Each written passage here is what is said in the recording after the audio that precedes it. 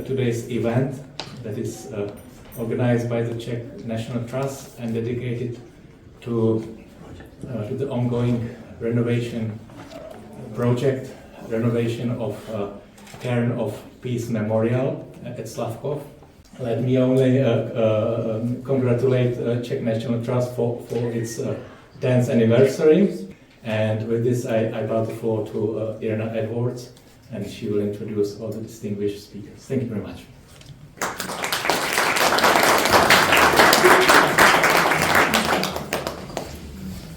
Hi, I'm Irena Edwards. Good evening, ladies and gentlemen. Many thanks to the Deputy Head of Mission, Mr. Strohal, for a warm welcome. Thanks to all of you for coming. There's a lot of faces I haven't been seeing here before. I'm very chuffed. This event is taking place with the great support of the embassy, I have to mention it, and with the tourist agency Czech Tourism and of course Budvar Beer, which you will find out upstairs, is a very useful contribution to my fundraising efforts. So I thank everybody profoundly for their support. I would like to also welcome Catherine Leonard, the General Secretary of International National Trust, where we are members, proud members. Then, of course, our speakers, Dr. Irena Žantovská-Mary, architect Peter Franta, and the historian Richard Bassett. As much as I would like to talk to you for hours about Czech National Trust and how wonderful they are, and what are we intending to do in the next 10 years after we have done 10 years before, I'm not doing it because they are here for something else, for rather a special project. Let me introduce Irena Žantovská-Mary, an architectural historian, in Canada Director of Canadian Architecture Collection, in Britain in 2004 to 2014, Sir Bannister Fletcher Director of British Architectural Library and Collections at the Royal Institute of British Architects, RIBA, and one of the Czech National Trust lovely patrons and long-time supporters, and she will take over, Irenko, take it away, and introduce the speakers and generally all what you will be here for, apart from the VRs.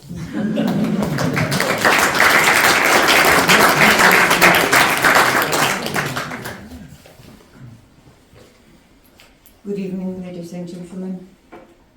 The thanks will never cease, because now in turn I have to thank the Czech National Trust, its president, Dr. Irena Edwards, and her colleagues for their really immense effort in organizing and securing our event this evening. And special thanks are, of course, due to the Czech Embassy, the dedicated staff here, for making the premises available and ready for the event tonight.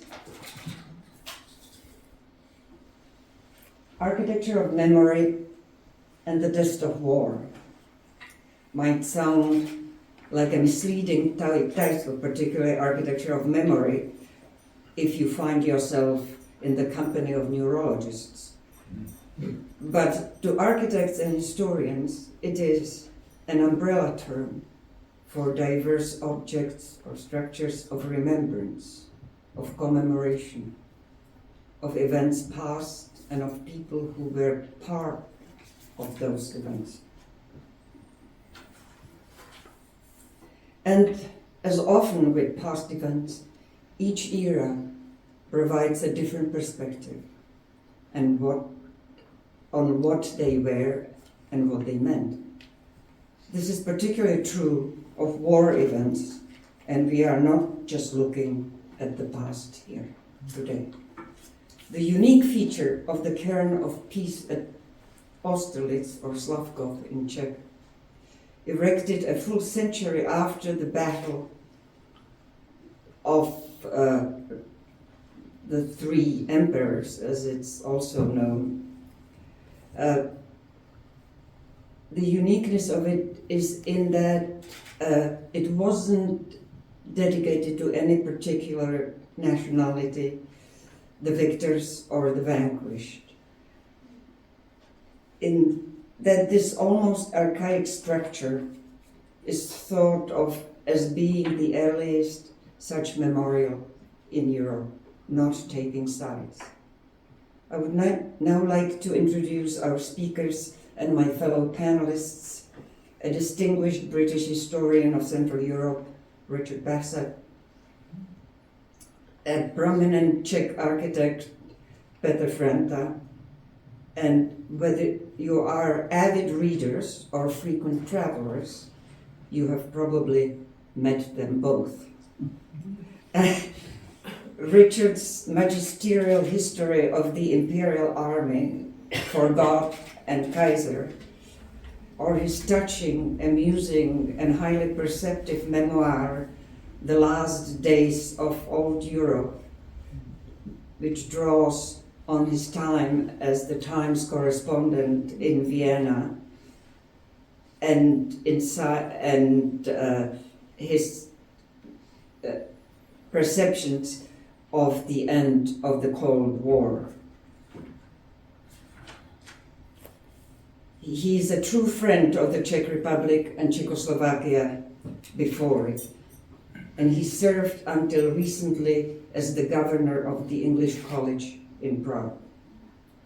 He's going to introduce us to the importance, to the context, and the importance and the legacy of the battle at Austerlitz.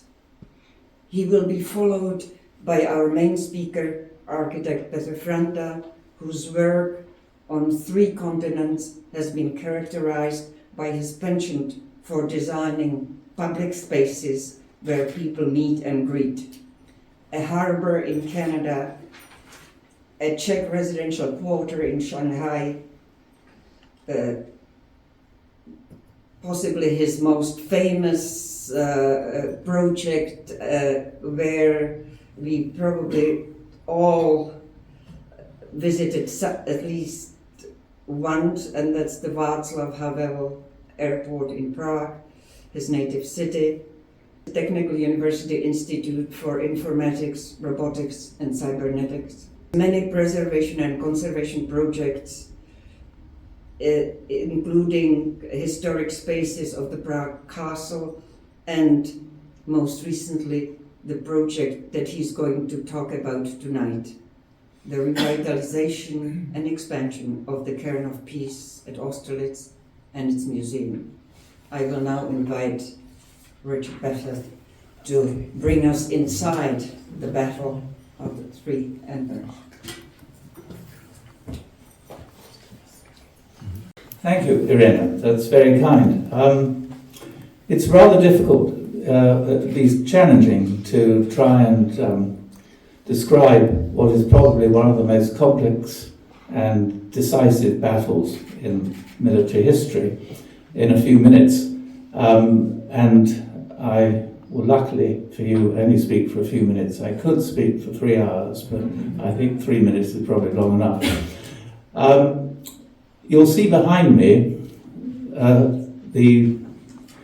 in that animation here, the battlefield. And this territory, if you like, was the scene of Napoleon's most spectacular victory.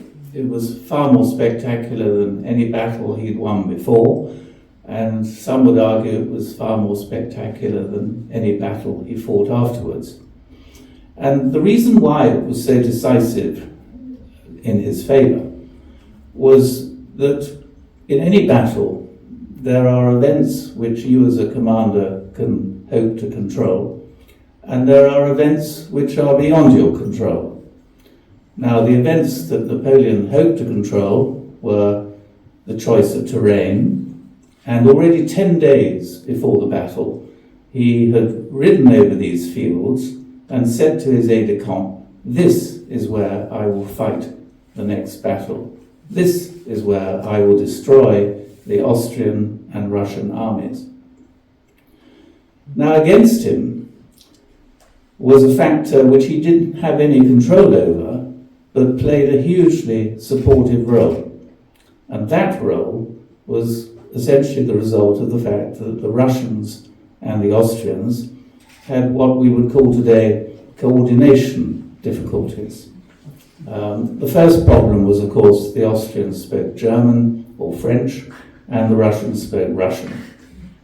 So the overall commander was the Tsar of Russia, but the chief of staff was the Austrian General Weyraucher. Now, that sort of division of labour led to all kinds of complications because the battle plan was drawn up with, as all battle plans are, with great regard to different dates and timings. But the Russians, of course, used a calendar which was 10 days different to the Austrians. So this discrepancy between the Gregorian and Julian calendars meant that orders not only had to be translated into different languages, but also had to be adapted for the different understandings of time. This was one great disadvantage that the Allies had, and which was of huge benefit to Napoleon when it came to the actual battle.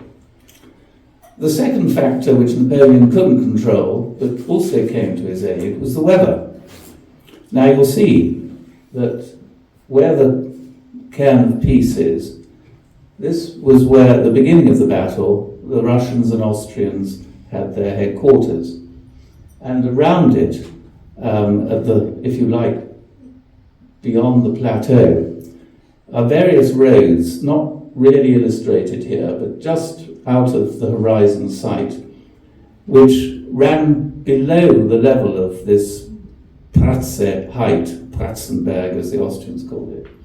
Now, by sheer chance, at 4 o'clock, a thick fog descended on those roads, in fact on the whole landscape, and you could see from the Pratzenberg the hills in the distance, but you couldn't see the roads at the base of the plateau, which meant that the Russians and the Austrians could somehow hear that there was an army marching along somewhere, but they had no idea where it was. They couldn't see it.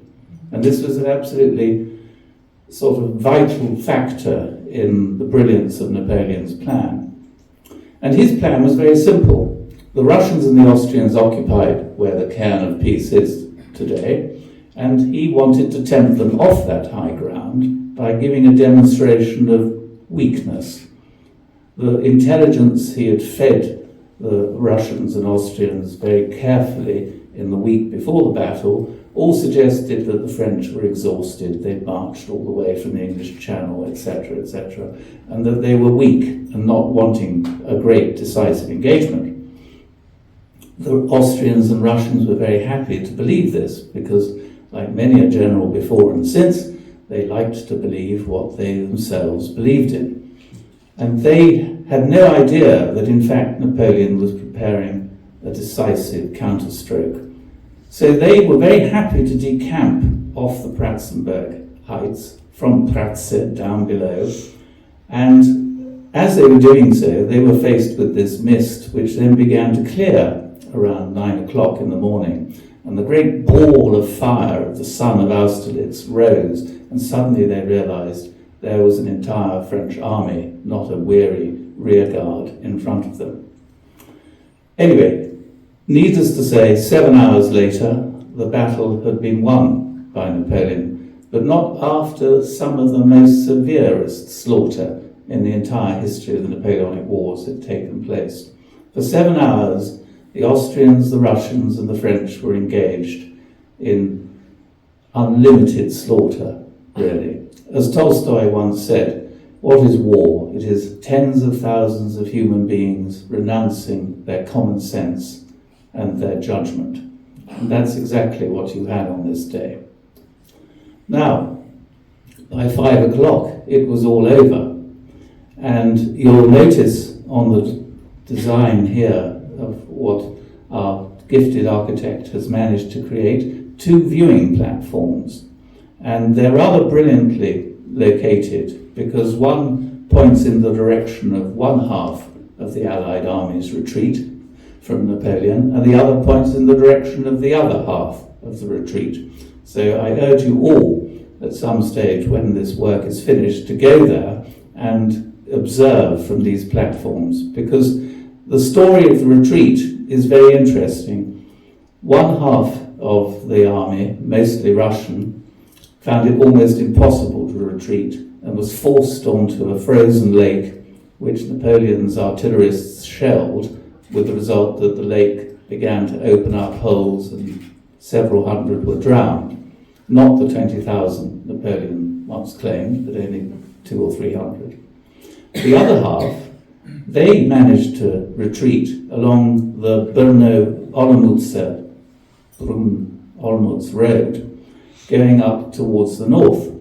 And here there's a great moment of, if you like, glory for the Czechs, because the Czechs, of course, what Czechs there were fighting in the Austrian army. And the Austrian army only made up 20% of the Allied army. Most of the army was Russian, but about 15,000 troops were Austrian, including some very gifted artillerists. And the Austrian Imperial Artillery had always been based in České Budějovice, in Budweis, because Prince Liechtenstein, in the era of Maria Theresa, had decided that artillery needs certain qualities, and the only qualities that the locals seem to be Czechs. So those qualities were lots of physical dynamism and energy, great skill in handling machinery, but above all, a sense of humour when the machinery went wrong.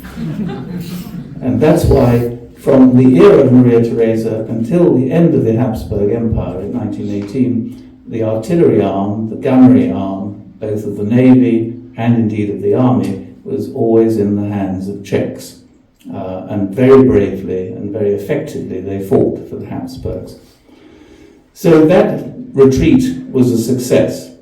The consequences of the battle are immense. We live with them today, because this wasn't just a defeat of the Austrians, like at Marengo, or, if you like, of the Prussians a year later at Jena.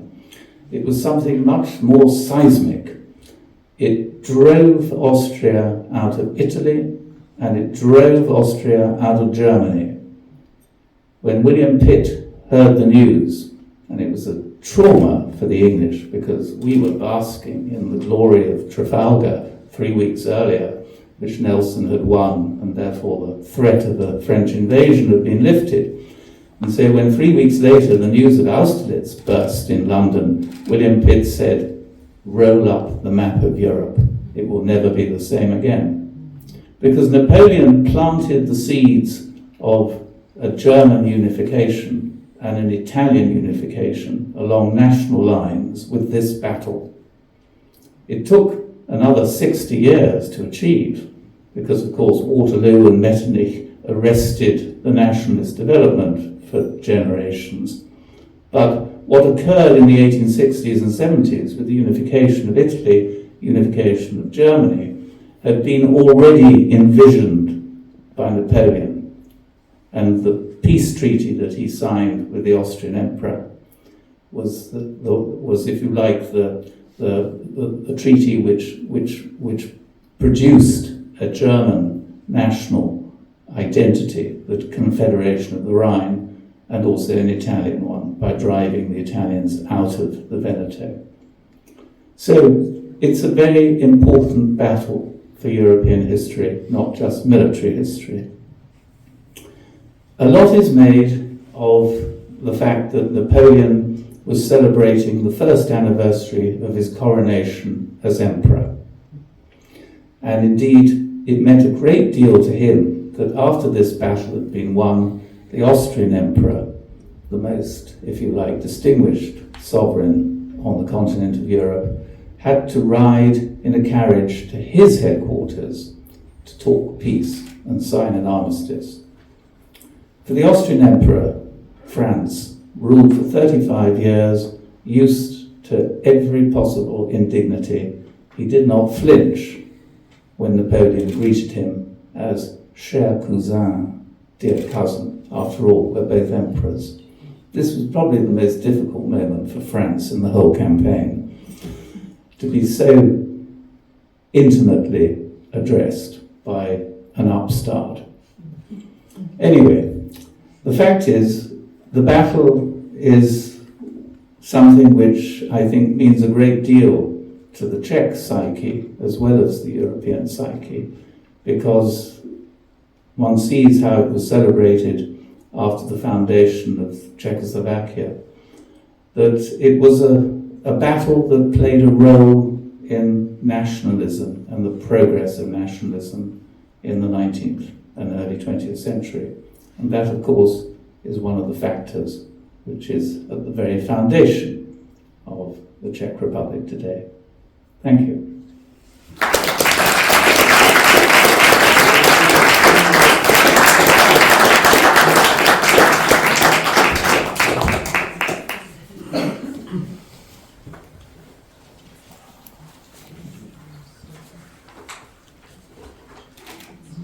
Good evening, ladies and gentlemen. I would like to dedicate this talk to my dear friend, Christopher Braddock, a London-based architect who left us recently and much too early. His family is with us tonight. Hello, thank you for coming. We worked together on projects in Prague as well as here in London. In 2001, we even submitted a competition proposal for this building. At the time, the Crown reserved an adjacent plot of land in order to extend the Chancery administrative wing. The timing could not have been worse, as the events of 9/11 in New York had preempted the presentation of the proposal and the composition was cancelled. By the way, upstairs is the exhibition where actually this project is presented as well, so we can talk over at the design there. Well, this small reminder of the widespread effects of violence brings me to the topics of my talk and our most recent project, the CAIRN of Peace at Austerlitz, Slavkov in Czech, considered the first peace memorial in Europe. It was designed and erected more than 100 years following the events of the Battle of Austerlitz, the 2nd of December 1805, also known as Battle of Three Emperors. It's coming up on Saturday. There will be celebrations at the place. I'll explain later.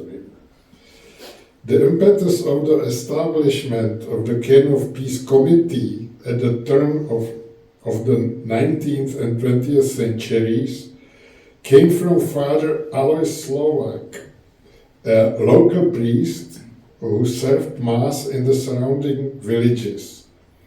It was his dedication and driving force they had inspired the memorial project to honor the tens of thousands of the fallen who did not even have a proper grave.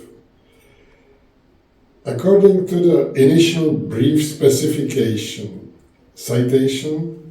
the memorial should be completed by the 100th anniversary of the battle.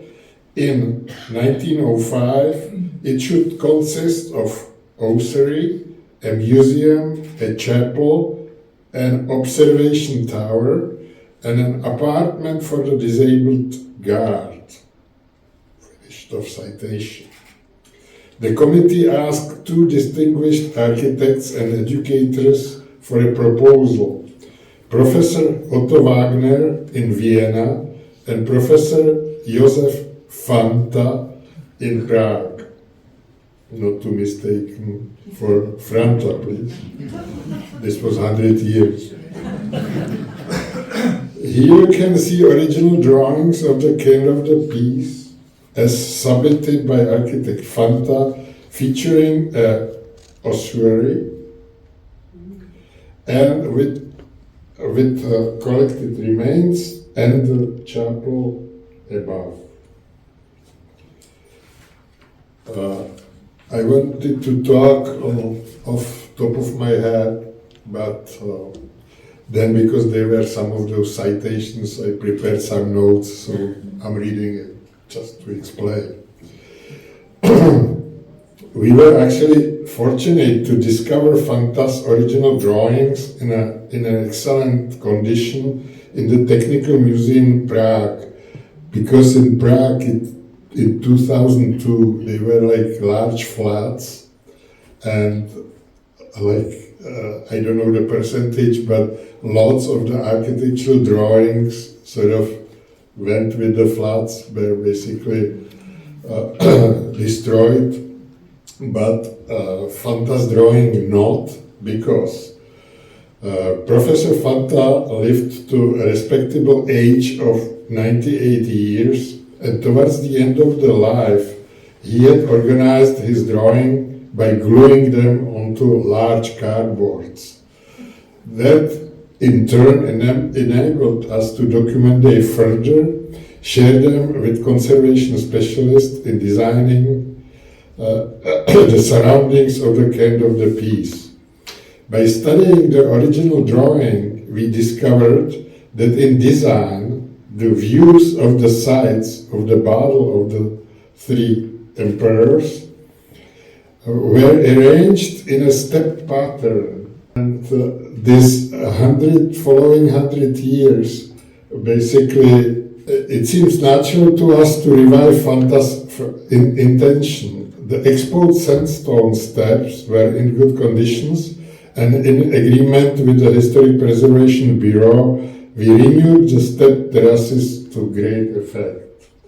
This is actually model of architect Fanta, which unfortunately was lost, but in his model you can see those terracing, which was actually sort of observation deck of the time, because they are also facing the battlefields, like Richard explained a few minutes back.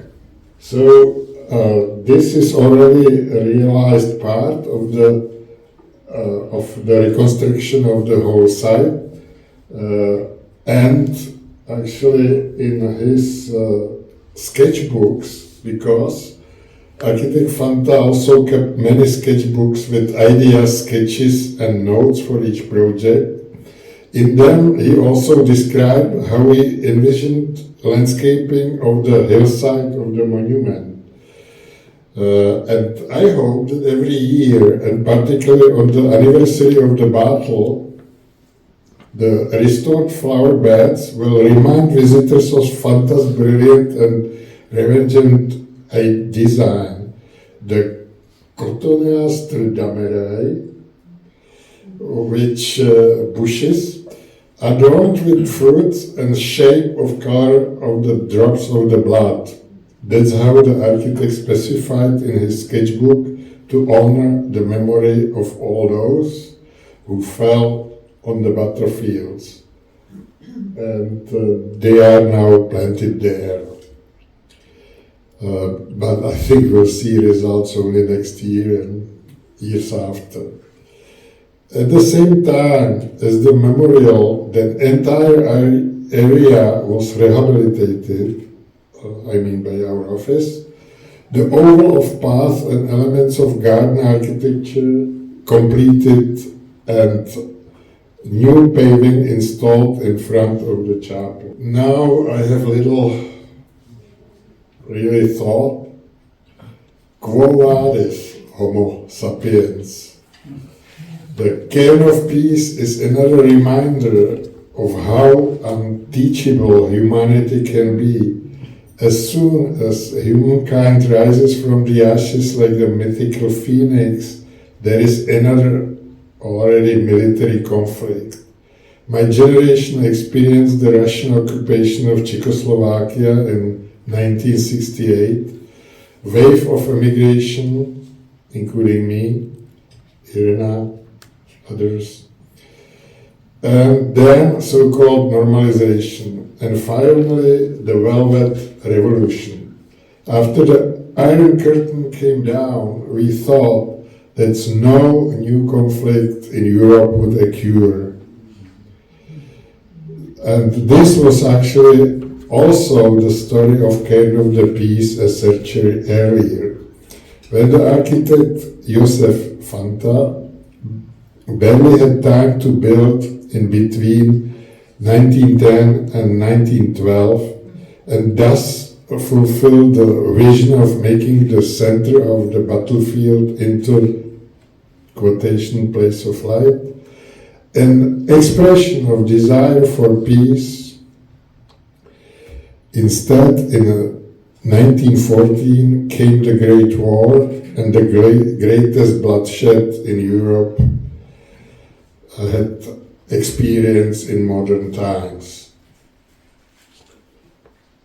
The inscription Interfecti mei resurgent, my dead will be resurrected, a quote from the prophet Isaiah, inscribed above the lunette entrance to the chapel, surrounded by many Christian symbols, fulfills the original idea of the Cairn of Peace. There's the chapel with his design. Because of the events of the Great War, the cairn could be officially consecrated and handed over to the public only on March 23rd, 1923, exactly 100 years, under very different circumstances from those under which it had been created. In the First Republic of President Masaryk, at almost 5 years after the creation of the democratic Czechoslovakia. Then the World War II did not spare the Cairn of the Peace. This time around, it was heavily damaged by the war, and the chapel had to be restored in 1947. Then, in 1925, the Cairn of Peace Memorial Museum, citation, was built as an architecturally simple ground floor building in such a way as to conceptually follow the mission of the memorial. The museum building held an exposition which was constantly enriched with new finds from the battlefield. And this was the building which we sort of start to work with. And the first job to get rid of the humidity in the walls by the Cairn of Peace was by our engineers to establish ventilation, get rid of the humidity of the walls. They were installed also electrical heating panels to get the air flow going, and by now the chapel is dry. It can be seen all year around when we open the whole complex after the renovations. The present Cairn of Peace Memorial Project, I mean the whole complex, by the Museum of Brno region, deals with reconstruction of the visitor infrastructure, the need for an appropriate space for curators, and the reconstruction of all museum facilities. The main focus has been placed on providing access for visitors through a glazed entryways, because they are coming also like with buses and big excursions usually. It creates actually also backdrop in which Fanta's memorial and chapel are both mirrored, which which you can see right here. These are the new, or vision of the new bushes of the Cotoneaster damerae. And you can see the steps which we want to restore. In our proposal, there is a new visitor circuit enhanced with observation platforms. This is in construction, so there is no grace trailing yet, and but this is what we can show as the future observation desk facing the battlefield, and we created. Actually, this is the axis designed by architect Fanta 100 years ago, which we are renewing, including the landscape, and to get it into the sort of state which architect Fanta designed it. Here, maybe we can see we created the new exhibition circuit with the platforms. When you come from the exhibition below, this addition was made in 2006 by Brno Architects Atelier 90 with skylights coming, with light coming down to the exposition and lecture room. So this is not our work, but we sort of rehabilitated all together plus the whole site. These platform lookout points at the height of 8 meters, looking out to the battlefields, allowing for interpretation of the original idea by different means a century later. So every year on December 2nd, a commemoration is held to honor the fallen. A special mass is served in the chapel.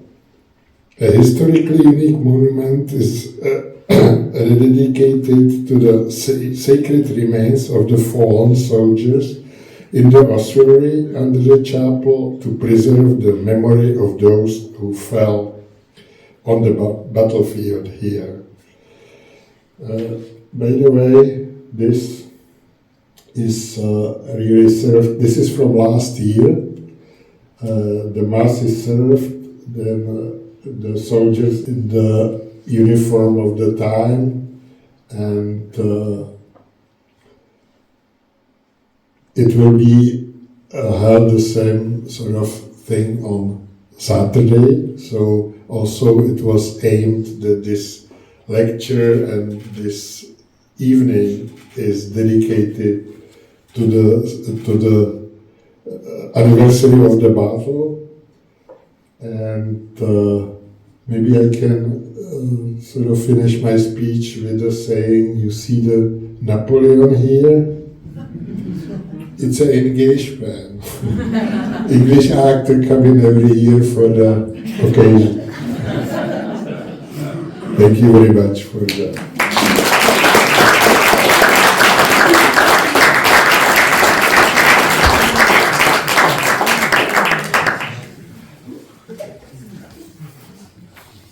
Thank you, Peter.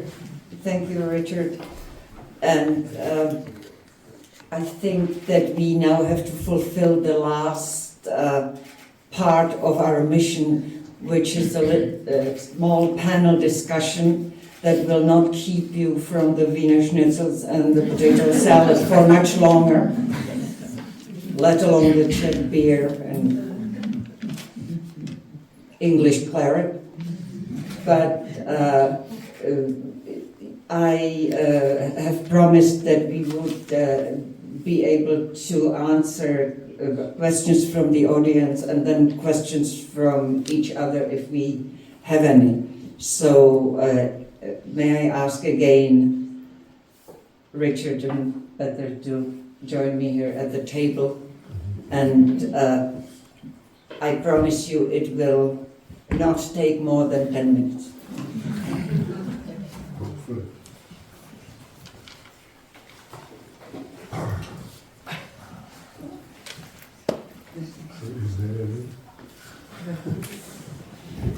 maybe we should reverse the usual order of things and ask if there are any questions from the audience, because they should ask first. Great. Gentleman on the left. Can you tell us roughly how many people died in the battle, from which countries?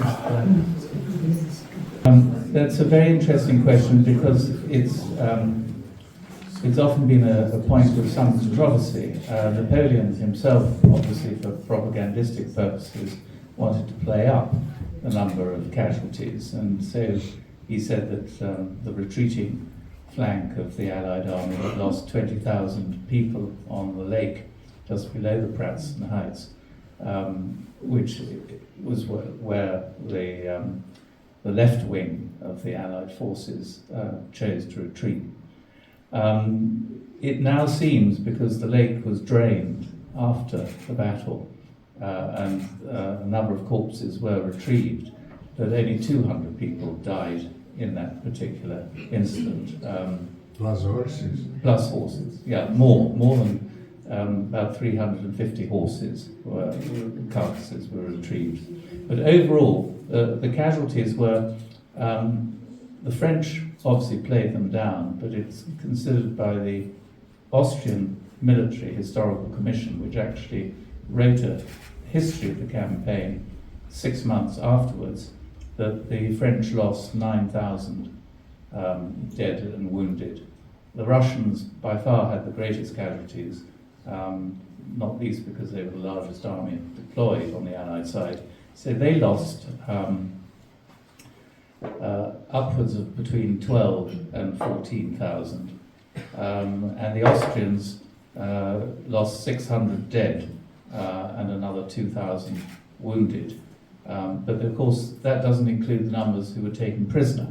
And something like 14,000 Austrian and Russian, mostly Russian troops were taken prisoner by the French. And but the casualty debate still goes on, and you will find widely differing figures depending which texts you use. But I'm a great believer in the rigour of the Austrian Military Commission of the time, so I tend to go with their figures.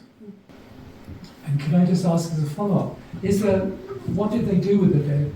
Did they create mass graves, or were people just left?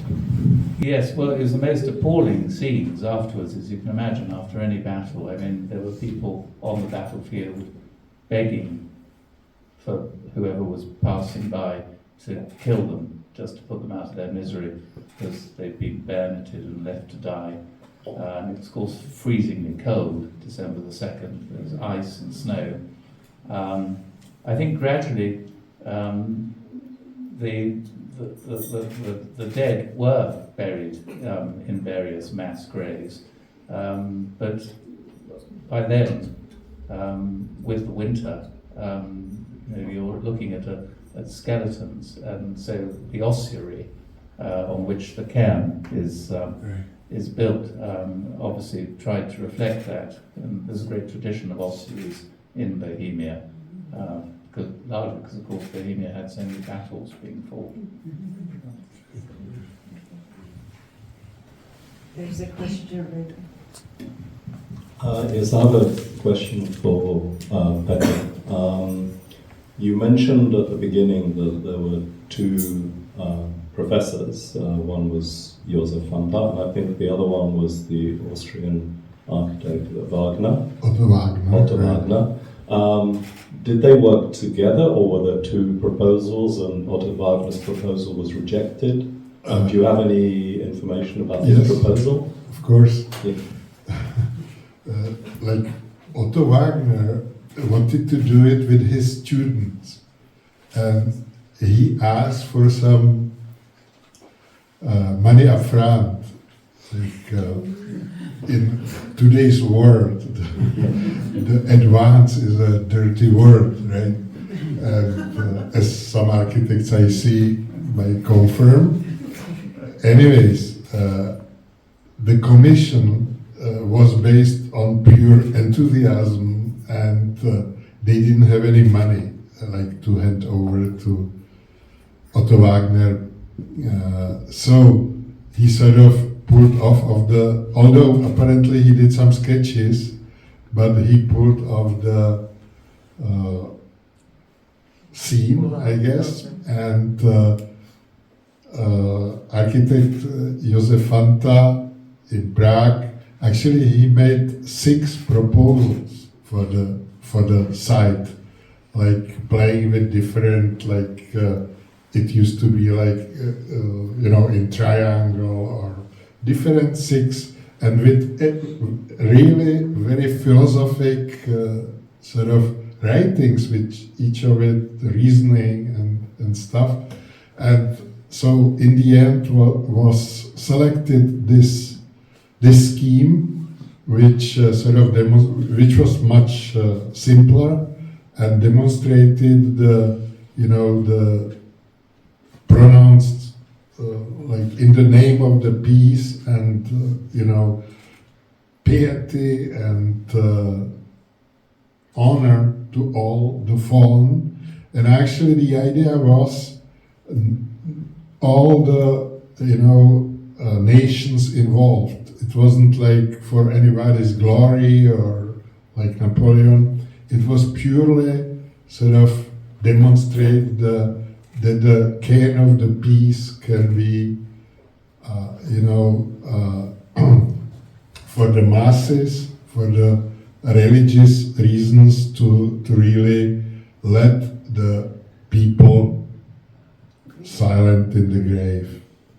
And maybe a little bit back to the question before, what Richard was explaining, like really there was many like mass graves, and actually this appalled the Alev Slovak, the local priest, who once he marched for the mass to be served at the Ash Day, and he marched.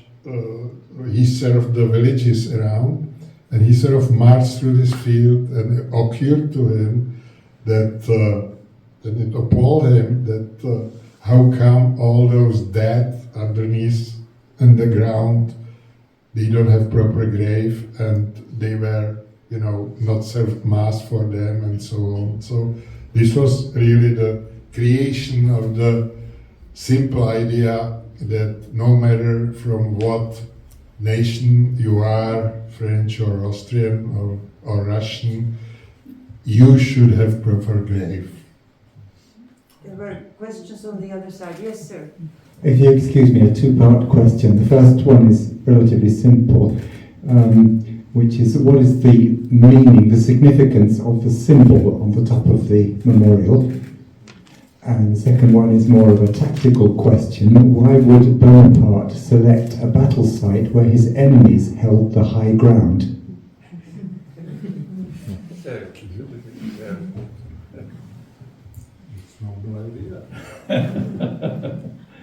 Well, that's a very good question. He felt that it would be possible, and this is where his military genius really lay, that if he persuaded the Allies to think that he was actually in a rather a poor way, he would provoke them to come off that high ground and attack him. And that's exactly what happened.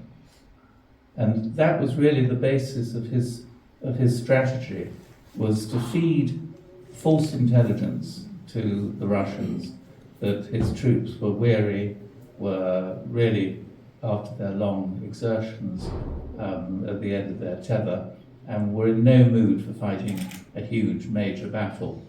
And he didn't know that ruse would succeed.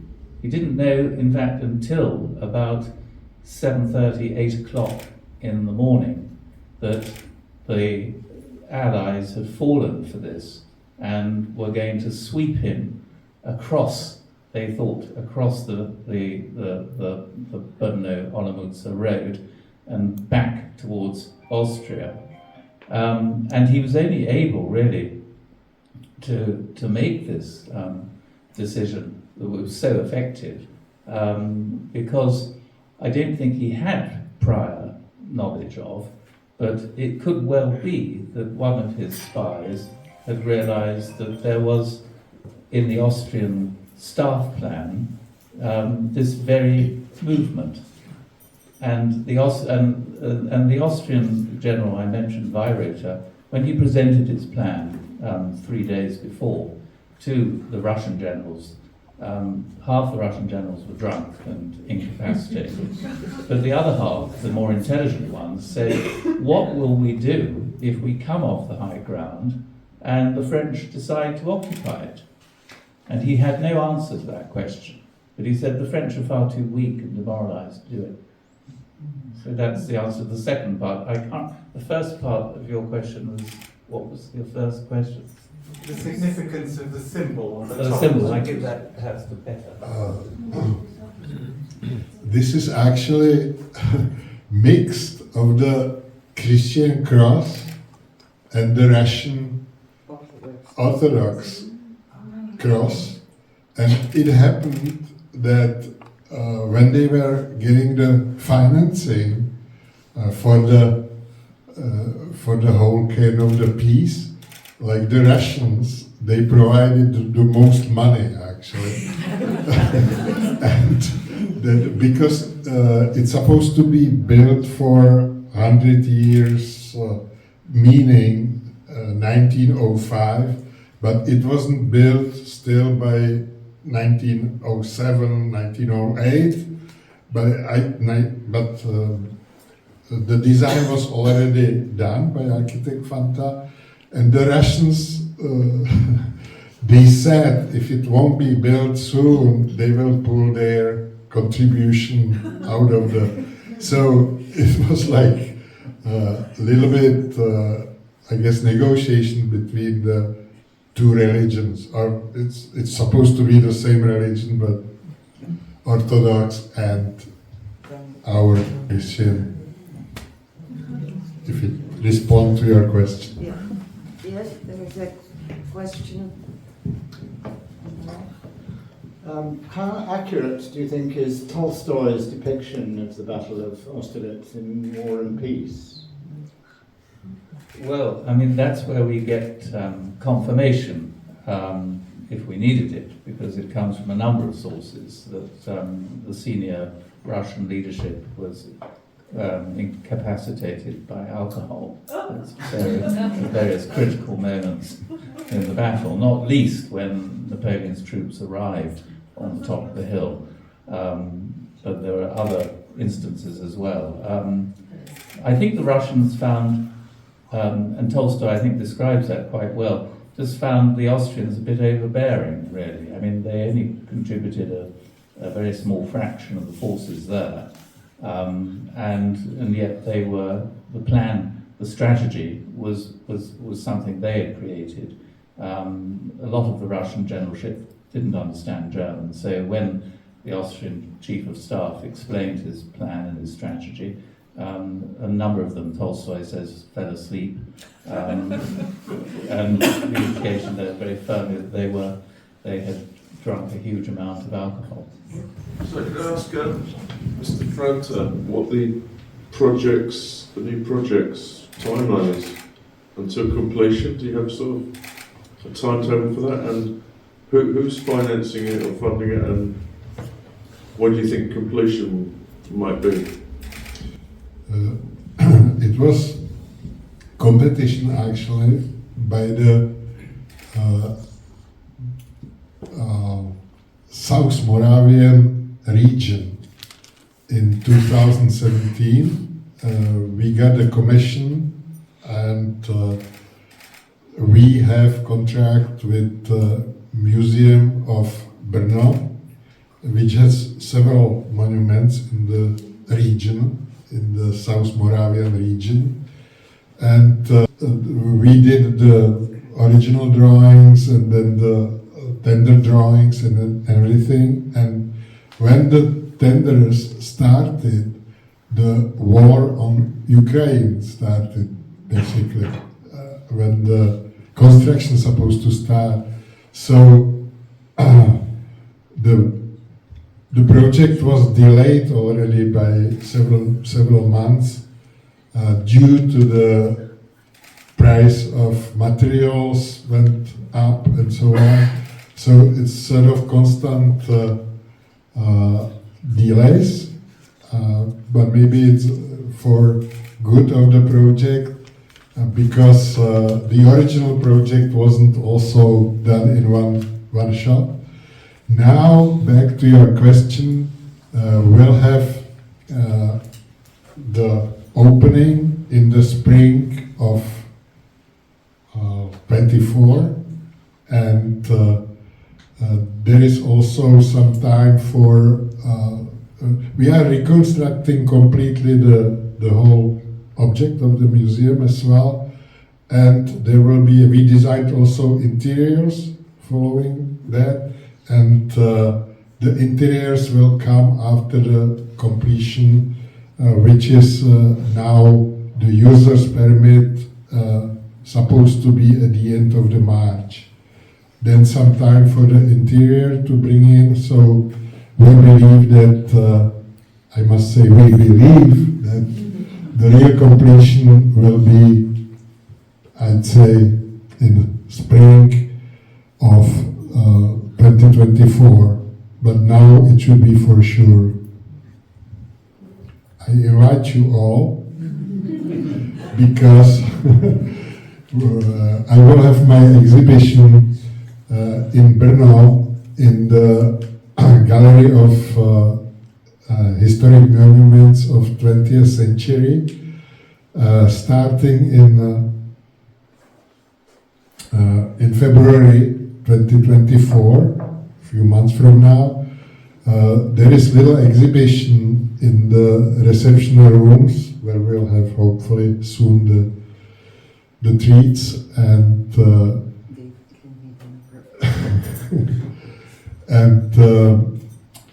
this will be a much larger exhibition, and it's supposed to be combined with the visits to the life-size model of the, meaning the museum of the kind of the Peace Memorial. Many years ago, when I was still a curator in Canada, one of the collections that I was looking after was the largest Napoleonic collection in North America. And it had a wonderful visual component, and I remember on one of the prints from the campaign, there was a quotation from Napoleon, and I don't know if Richard could corroborate it, that the first virtue in a soldier is not courage, but the endurance of fatigue. And I'm not implying that this is a military audience, far from it, but I think that we are risking now a little bit some endurance of fatigue, and so I would like to thank all those who really helped to bring this event together. Once again, to the Czech National Trust, and on its behalf invite you to an evening refreshment connected with a small promenade architectural through the other projects of Peter Franta. Thank you, Richard. Thank you, Peter.